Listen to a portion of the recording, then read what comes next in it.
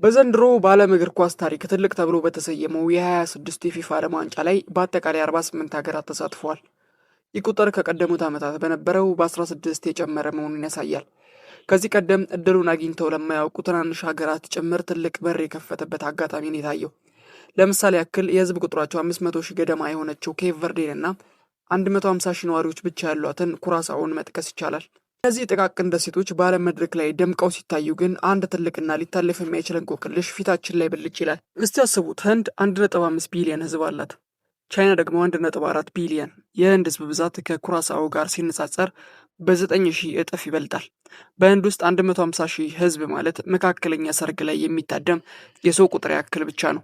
ታዲያ እንዴት ከነዚህ ቢሊዮኖች መካከል በዓለም መድረክ ላይ ሀገራቸውን ወክለው በብቃት የሚጫወቱ 11 ምርጥ ተጫዋቾችን ማውጣት ተሳናቸው? ይህ ጥያቄ የወቅቱ ብቻ አይደለም። ትልቁና የሚገርመው እውነታ ቻይናና ህንድ በዚህኛው ዓለም ዋንጫ ላይ አለመኖራቸው ብቻ ሳይሆን በታሪካቸውም ጭምር በዓለም ዋንጫ መድረክ ላይ ፈጽሞ አለመሳተፋቸው ነው። ቻይና በታሪኳ የተሳተፈችው አንድ ጊዜ ብቻ ሲሆን ህንድ ደግሞ እስከዛሬ ድረስ የአንድም ጊዜ ተሳትፎ የላትም። ይህ ስኬት እንደ ዌልስ፣ ሄይቲ ወይም ደግሞ ሰሜን ኮሪያ ካሉ ሀገራት በብዙ እጥፍ ያነሰ እንደሆነ ያሳያል።